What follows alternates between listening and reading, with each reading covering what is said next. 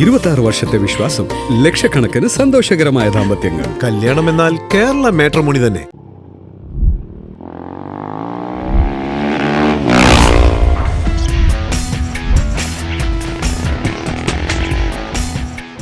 ഇന്ന് നമ്മുടെ കയ്യിലുള്ളത് റോയൽ എൻഫീൽഡ് ഗെറില്ല 450 ആണ്. ഗെറില്ല 450 എന്ന് പറയുമ്പോൾ തന്നെ 2 വർഷമായി റോയൽ എൻഫീൽഡ് ലോഞ്ച് ചെയ്തിട്ട്, അതായത് 2024 ജൂലൈയിൽ റോയൽ എൻഫീൽഡ് ലോഞ്ച് ചെയ്ത ഒരു വണ്ടിയാണ് ഗെറില്ല 450.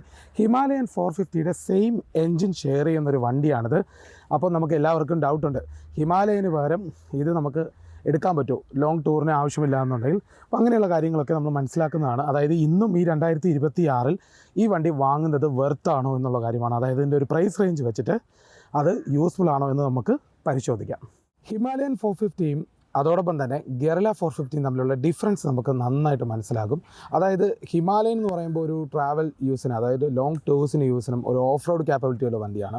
എന്നാൽ സെയിം എൻജിന് വെച്ചിട്ട് ഈ വരുന്ന ഗെറില്ലയ്ക്ക് അങ്ങനെയല്ല ഉണ്ടാകുന്നത്. അതായത് ഗെറില്ല കംപ്ലീറ്റ്ലി റോഡ്സ്റ്റർ ബൈക്കാണ്. പക്ഷേ കാണുന്നവർക്ക് പെട്ടെന്ന് ഇംപ്രസ്ഡ് ആയി തോന്നുന്നത് ഇതിൻ്റെ ഒരു സ്ക്രാംബ്ലർ ഫീലൊക്കെയാണ്. അതായത് ഇതിൻ്റെ ടയർ ഓഫ് റോഡ് ടൈപ്പാണ്, അതോടൊപ്പം തന്നെ നമുക്ക് കുറച്ച് പെപ്പി ആയിട്ടുള്ള എൻജിനാണ്. അങ്ങനെയുള്ള കാര്യങ്ങൾ നോക്കുമ്പോൾ നമുക്കൊരു സ്ക്രാംബ്ലറായിട്ട് ഫീൽ ചെയ്യും. പക്ഷേ റിയലി ഇതൊരു റോഡ്സ്റ്റർ ആണ്.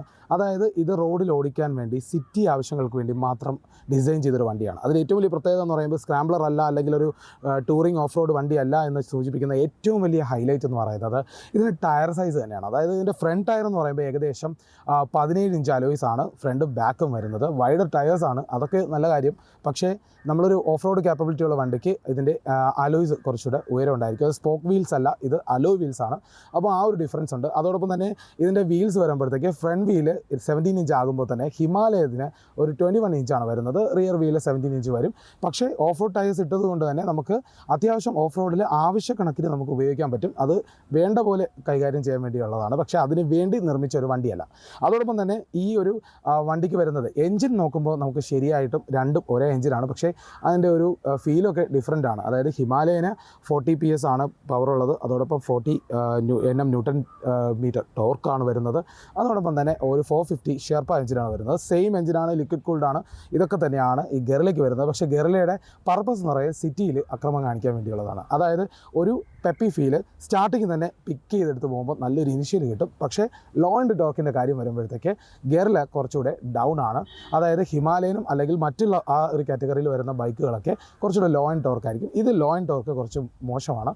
പക്ഷേ ഇതിൻ്റെ ഒരു സ്പീഡ് എന്ന് പറയുന്നത് വലിയ ഡിഫറൻസ് ഉള്ളതാണ്. ഇനിഷ്യൽ പിക്കപ്പ് കൂടുതലുണ്ട്. നമുക്കൊരു ഡ്യൂക്ക് 390 പോലെയുള്ള വണ്ടികളുമായിട്ട് കിടപിടിക്കാനുള്ള ഏകദേശം പവറുള്ള ഒരു വണ്ടി തന്നെയാണ് ഗെറില്ല. അങ്ങനെ നോക്കുമ്പോൾ നോക്കാം. പിന്നെ ഇത് ഗെറില്ലയുടെ നമ്മൾ ഈ ഗെറില്ല എന്തുകൊണ്ട് പ്രിഫർ ചെയ്യണം എന്ന് ചോദിച്ചു കഴിഞ്ഞാൽ, ഇതിൻ്റെ ഒരു ബോഡി ബിൽറ്റ് ക്വാളിറ്റി എന്ന് പറയുന്നത് ഫുൾ മെറ്റൽ ബേസ്ഡ് ആയതുകൊണ്ട് തന്നെ നമുക്കൊരു ഫീല് കിട്ടും. ഏകദേശം 185 കിലോ ആണ് ഇതിൻ്റെ ഭാരം വരുന്നത്. ഹിമാലയൻ ആകുമ്പോൾ ഒരു 196 കിലോ ഭാരം വരും. അപ്പോൾ ആ വെയിറ്റ് നോക്കുമ്പോൾ ഇത് കുറച്ചുകൂടി ലൈറ്ററായിട്ട് കൊടുത്തിട്ടുണ്ടെങ്കിലും ഇതിൻ്റെ കോമ്പറ്റീറ്റേഴ്സുമായിട്ട് നോക്കുമ്പോൾ നല്ല ഒരു ലൈറ്റർ അല്ലാത്ത കുറച്ചുകൂടെ ഹെവി ആയിട്ട് റോഡ് പ്രസൻസ് കിട്ടുന്ന ഒരു വണ്ടിയാണ്. പിന്നെ ഇതിൻ്റെ ആ ഒരു റൈഡിങ് ഫീൽ എന്ന് പറയുന്നത് ശരിക്കും ഇതൊരു മാനുവർ ചെയ്ത് സിറ്റി ട്രാഫിക്കിൽ ഓടിക്കാനാണ്. പക്ഷേ ബമ്പർ ടു ബമ്പർ ട്രാഫിക്കിൽ ചെറിയ പ്രോബ്ലംസ് ഉള്ളത് ഇതിൻ്റെ, അതായത് ഈ ബൈക്ക് നമുക്ക് ഗിയർ ഷിഫ്റ്റ് ചെയ്യുമ്പോഴത്തേക്ക് അതിൻ്റെ ഒരു പെർഫോമൻസിൽ ഡിഫറൻസ് വരുന്നുണ്ട്. അതുകൊണ്ട് ഇതൊരു കംപ്ലീറ്റ്ലി ബിഗിനർ ഫ്രണ്ട്ലി അല്ല എന്ന് നമുക്ക് എടുത്തു പറയാൻ പറ്റും. കാരണം ബിഗിനർ ഫ്രണ്ട്ലി ആയിട്ടുള്ള ബൈക്സ് എന്ന് പറയുമ്പോഴത്തേക്ക് കുറച്ചുകൂടെ ഈസി ആയിരിക്കും. പക്ഷേ ഇത് നോൺ ലീനിയർ ആണ്. സെക്കൻഡ് ഗിയർ ഇടുമ്പോൾ ഒരു ഹൈപ്പ് ഉണ്ട് ഈ വണ്ടി എടുത്തുകൊണ്ട് പോകുന്നത്.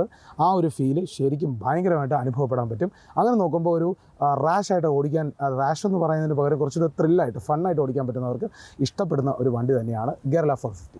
ഗെറില്ല 450യുടെ എക്സ്പെൻസ് നോക്കുമ്പോൾ നമ്മൾ പ്രത്യേകിച്ചും മനസ്സിലാക്കേണ്ടത്, ഒരു വർഷം നമ്മുടെ കയ്യിലിരുന്നാൽ എത്ര രൂപ ചിലവാകും, അല്ലെങ്കിൽ ഒരു 5 വർഷത്തേക്ക് പോകുമ്പോൾ നമുക്ക് എങ്ങനെയാണ് ഇതിൻ്റെ എക്സ്പെൻസ് നമുക്ക് നോക്കേണ്ടതുണ്ട്. അതായത് പല വണ്ടികളും വാങ്ങുമ്പോൾ നമ്മളെല്ലാവരും ശ്രദ്ധിക്കാത്ത ഒരു കാര്യം അതാണ്, ഇത് നമ്മൾ കൊണ്ടു നടക്കാൻ പറ്റുമോ എന്നുള്ളത്. അപ്പോൾ ഇതിൻ്റെ യഥാർത്ഥ എക്സ്പെൻസ് എന്ന് പറയുന്നത് ഒരു ഇയർലി നമുക്ക് ഏകദേശം 10,000 to 12,000 ഈ വണ്ടി മെയിൻറ്റെയിൻ ചെയ്യാനായിട്ട് വേണ്ടി വരും. കാരണം ഓരോ സർവീസിനും ഇതിന് ഏകദേശം ഒരു 2,500 മുതൽ 3,000 രൂപ വരെയാണ് ഫ്രീ സർവീസ് വരുന്നത്. പെയ്ഡ് ആകുമ്പോഴത്തേക്ക് കുറച്ചുകൂടെ കൂടും.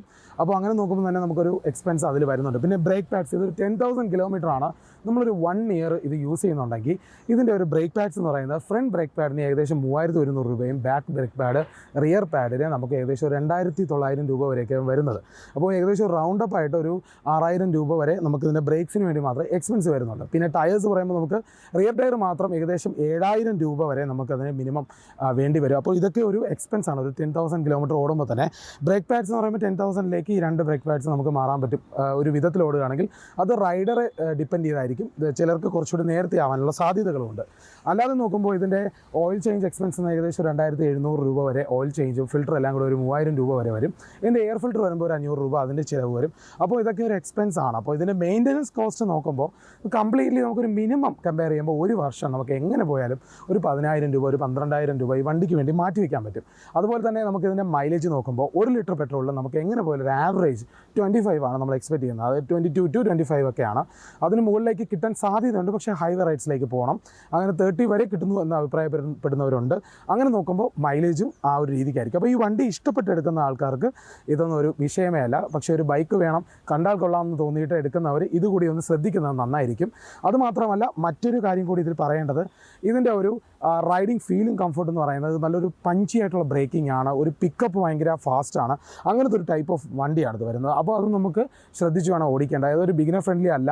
അതോടൊപ്പം തന്നെ നമുക്കൊരു സിമ്പിളായിട്ട് കാമായിട്ട് വണ്ടി ഓടിക്കാൻ താല്പര്യമുള്ളവർക്കുള്ളതല്ല. കുറച്ചുകൂടെ അഗ്രസീവായിട്ട് ഓടിക്കാൻ ആഗ്രഹമുള്ളവർക്ക് പറ്റിയ ഒരു ബൈക്കാണ് റോയൽ എൻഫീൽഡിൻ്റെ ഗെറില്ല 450. പിന്നെ റൈവൽസുമായിട്ട് കമ്പയർ ചെയ്യുമ്പോൾ ഒരു ഡ്യൂക്ക് 390 ആയിട്ട് കമ്പയർ ചെയ്യുമ്പോൾ ഇപ്പോൾ നമുക്കറിയാം ഡ്യൂക്ക് മാത്രമല്ല ആ ഒരു സംബന്ധിച്ചിട്ടുള്ള ഒരു 400cc വണ്ടിയെല്ലാം ട്രയംഫ് ആയാലും അതോടൊപ്പം തന്നെ നമുക്ക് ബജാജിൻ്റെ ഡോമിനാർ ഒക്കെ ആയാലും ഇപ്പോൾ 350cc ഡൗൺഗ്രേഡ് ചെയ്തിട്ടുണ്ട്. അത് നോക്കുമ്പോൾ അതിൻ്റെ ഒരു കോമ്പറ്റീറ്ററായിട്ട് നിൽക്കുമ്പോൾ പോലും ഈ ഒരു വണ്ടി ഏകദേശം ഒരു 450cc ആയിട്ട് ഇപ്പോഴും നിൽപ്പുണ്ട്. ഷെർപ്പ എഞ്ചിനാണ്, ലിക്വിഡ് കൂൾഡ് എഞ്ചിനാണ്, നല്ല ടോർക്കിയാണ്, നല്ല പെർഫോമൻസ് ഉള്ള വണ്ടിയാണ്. അപ്പം നമുക്ക് നോക്കുമ്പോൾ ആ ഒരു കാറ്റഗറിയിൽ നമുക്ക് കൺസിഡർ ചെയ്യാൻ പറ്റിയൊരു വണ്ടിയാണ്. പക്ഷേ ഡ്യൂക്ക് 390R ഉണ്ട്. അതുമായിട്ട് കോമ്പീറ്റ് ചെയ്യുമ്പോൾ ഏകദേശം അടുത്തൊക്കെ ആണെന്ന് മാത്രം. പിന്നെ സോളിഡ് ബിൽഡ് ക്വാളിറ്റി വേണം എന്നുള്ളവർക്ക് തീർച്ചയായിട്ടും ഇത് കൺസിഡർ ചെയ്യാം. അങ്ങനെയുള്ളൊരു വണ്ടിയായി നിന്നുകൊണ്ട് തന്നെ നമുക്ക് അത്യാവശ്യം ഫീച്ചേഴ്സ് എല്ലാം ഉണ്ട്. ഇതിന് LED ഹെഡ് ലാമ്പ് വരുന്നുണ്ട്, ഇൻഡിക്കേറ്റേഴ്സ് LED വരുന്നുണ്ട്. അതോടൊപ്പം തന്നെ ഇതിൻ്റെ സ്പീഡോമീറ്ററിലെല്ലാം അത്യാവശ്യം വേണ്ട കാര്യങ്ങളെല്ലാം കൊടുത്തിട്ടുണ്ട്. പിന്നെ കുറച്ചുകൂടെ വൈഡർ ഹാൻഡിൽ ബാർസ് ആണ്. സിറ്റിയിൽ നമുക്ക് കുറച്ച് ലീനായിട്ടിരുന്ന് ഓടിക്കുന്നതാണ്. ഒരു ക്വിക്കായിട്ടുള്ള റൈഡിനും ആ ഒരു എൻജോയ് ചെയ്യാനുള്ള ഫൺ റൈഡിനൊക്കെ പറ്റിയൊരു വണ്ടിയാണ്. ഇത് ഓടിക്കുമ്പോഴുള്ള ശരിക്കുള്ള ഫീലെല്ലാം ഇങ്ങനെയാണ് വരുന്നത്. അപ്പോൾ ഇതിൻ്റെ ആ ഒരു രീതി നോക്കി ഇഷ്ടപ്പെടുന്നവർക്ക് ഇത് നല്ല വണ്ടിയാണ്. അല്ലാതെ ഇതൊരു എക്സ്പെൻസീവ് ആയിട്ടുള്ളൊരു ഓപ്ഷനായിട്ട് തോന്നുന്നുണ്ടെങ്കിൽ, അത് നമുക്ക് മെയിൻറ്റെയിൻ ചെയ്ത് കൊണ്ടുപോകാൻ ബുദ്ധിമുട്ടുണ്ടെങ്കിൽ തീർച്ചയായിട്ടും മറ്റ് വണ്ടികളിലേക്ക് പോകാം. പിന്നെ ടൂറിംഗ് ആണ് ലക്ഷ്യമെങ്കിൽ തീർച്ചയായിട്ടും ഇതിൻ്റെ അതേ എൻജിൻ വെച്ച് വരുന്ന നമുക്ക് ഉള്ള ഒരു വണ്ടിയാണ്, അതായത് ഹിമാലയാണ് ബെസ്റ്റ് ഓപ്ഷൻ എന്ന് പറയുന്നത്. ഏകദേശം ഗ്രൗണ്ട് ക്ലിയറൻസ് 200+ വരുന്നുണ്ട്. ഇതൊരു 169 മാത്രമാണ് ഇതിൻ്റെ ഗ്രൗണ്ട് ക്ലിയറൻസ് ആണ് വരുന്നത്. അപ്പോൾ നമുക്ക് സ്വാഭാവികമായിട്ട് മനസ്സിലാവും ഓഫ് റോഡിങ് ക്യാപ്പബിലിറ്റി ഈ എൻജിൻ ഉണ്ടെങ്കിലും ഈ വണ്ടിക്ക് ടോട്ടലി അതിനുവേണ്ടി ബിൽഡ് ചെയ്തതല്ല എന്നുള്ളത്. ഇതിൻ്റെ ഒരു എൻജിൻ കാര്യം പറയുമ്പോൾ ഇത് ഓടി വരുമ്പോൾ എൻജിന് ഹീറ്റ് ഉണ്ട്. അതൊക്കെയാണ് മേജർ ഇഷ്യൂസ് ആയിട്ട് പറയുന്നത്. അതൊരു ഇഷ്യൂസ് ആയിട്ട് നമുക്ക് കൺസിഡർ ചെയ്യാൻ പറ്റില്ല. കാരണം ഓയിൽ ലീക്ക് പോലെയുള്ള പ്രശ്നങ്ങളൊന്നും ഈ വണ്ടിയിൽ അങ്ങനെ അധികം റിപ്പോർട്ട് ചെയ്തിട്ടില്ല. മറ്റ് റോയൽ എൻഫീൽഡുമായിട്ട് കമ്പയർ ചെയ്യുമ്പോൾ പോലും കുറച്ചുകൂടെ നമുക്ക് റിലയബിൾ ആയിട്ടുള്ള ഒരു എൻജിൻ തന്നെയാണ്. നമുക്ക് എന്തായാലും ഉറപ്പായിട്ട് അത് പറയാൻ പറ്റും. പിന്നെ ഇത് ഒരു സിംഗിൾ സിലിണ്ടർ വണ്ടി ആയതുകൊണ്ട് തന്നെ ആ എൻജിനിൽ ഇത്രയും ഒരു ടോർക്കും 40 Nm ടോർക്കും 40 bhp പവറൊക്കെ പ്രൊഡ്യൂസ് ചെയ്യുന്നതുകൊണ്ട് ആ പവറിന് ഉള്ള കാര്യം വരുമ്പോഴത്തേക്ക് നമുക്ക് കമ്പഷൻ റേഷ്യോ ആയിട്ട് കമ്പയർ ചെയ്യുമ്പോൾ ശരിക്കും അത്യാവശ്യം ഹീറ്റിംഗ് ഉള്ള എഞ്ചിനാണ്. നല്ല രീതിയിൽ ഹീറ്റിംഗ് പുറത്തേക്ക് വരുന്നുണ്ട് എന്ന് നമുക്ക് വളരെയധികം റൈഡ് ചെയ്യുമ്പോൾ എക്സ്പീരിയൻസ് ചെയ്യാൻ പറ്റും. റോയൽ എൻഫീൽഡ് ഗെറില്ല 450യുടെ ഒരു പ്രൈസ് റേഞ്ച് എന്ന് പറയുന്നത് ഓൺ റോഡ് ട്രിവാൻഡ്രം പ്രൈസ് വരുന്നത് ഒരു 3,26,000 രൂപയാണ്. ഒരു 3,55,000 രൂപ 56,000 രൂപയ്ക്ക് ഇതിന് ടോപ്പ് എൻഡ് കിട്ടും. അതിൻ്റെ ഒരു പ്രൈസ് എന്ന് പറയുന്നത് അപ്പെക്സ് മോഡലിലാണ് വരുന്നത്. ചെറിയ ചെറിയ വേരിയേഷൻസും അപ്ഡേഷൻസും ഉള്ള മോഡൽസിന് പ്രൈസ് മാറുന്നു എന്ന് മാത്രം. എന്നാൽ ഈ ഒരു പ്രൈസ് റേഞ്ചിൽ നമുക്ക് മറ്റ് കോമ്പറ്റീറ്റേഴ്സുമായിട്ട് നോക്കുമ്പോൾ കുറച്ചുകൂടെ പവർഫുൾ ആയിട്ടൊരു വണ്ടി കിട്ടുന്നു എന്നുള്ളത് വളരെ നല്ലൊരു കാര്യമാണ്. കുറച്ചുകൂടെ സോളിഡ് ബിൽഡ് ക്വാളിറ്റിയാണ്. പിന്നെ ഇതിൻ്റെ ഒരു ടാങ്ക് റേഞ്ച് കുറച്ച് കുറവാണ്, 11 ലിറ്റേഴ്സ് മാത്രമാണ്. അത് സിറ്റി ടൈപ്പ് വണ്ടി ആയതുകൊണ്ടാണ്. അതുകൊണ്ടാണ് ഇതിൻ്റെ റോഡ്സ്റ്റർ കാറ്റഗറി തന്നെ നമുക്ക് വ്യക്തമാക്കാൻ പറ്റുന്നത്. അങ്ങനെ നോക്കുമ്പോൾ ഇതൊരു ബെറ്റർ ഓപ്ഷനാണ്. അതായാലും ഇതിൻ്റെ ഒരു പ്രൈസും കാര്യങ്ങളൊക്കെ നോക്കി ഇത് എടുക്കാൻ താല്പര്യമുള്ളവർക്ക് ഏതായാലും തീർച്ചയായിട്ടും എടുക്കാൻ വേറെ ഒരു ബുദ്ധിമുട്ടുമില്ല. അങ്ങനെയുള്ളൊരു യൂസ്ഫുൾ ആയിട്ടുള്ളൊരു വർത്ത്ഫുൾ ആയിട്ടുള്ള വണ്ടിയാണ്. 2026 ഇത് ബെറ്റർ ആയിരിക്കുമല്ലേ നമുക്ക് ഇപ്പോൾ തന്നെ ഏകദേശം മനസ്സിലായി കാണും. ഈ വണ്ടി നമുക്ക് റിവ്യൂ ചെയ്യാൻ തന്നത് നിങ്ങൾക്ക് എല്ലാവർക്കും അറിയാവുന്നുള്ള എംപയർ റോയൽ എൻഫീൽഡാണ്. അപ്പോൾ എംപയർ മോട്ടോഴ്സാണ് നമുക്ക് ഈ വണ്ടി റിവ്യൂ ചെയ്യാൻ തന്നിട്ടുള്ളത്. എന്തെങ്കിലും ഡൗട്ട്സോ കാര്യങ്ങളോ ഉണ്ടെങ്കിൽ നിങ്ങൾക്ക് അവരെ കോൺടാക്ട് ചെയ്യാം. ഏതായാലും അടുത്തൊരു വണ്ടിയുടെ പുതിയ വിശേഷങ്ങളുമായിട്ട് അടുത്ത എപ്പിസോഡ് കാണാം. എല്ലാവർക്കും ബൈ.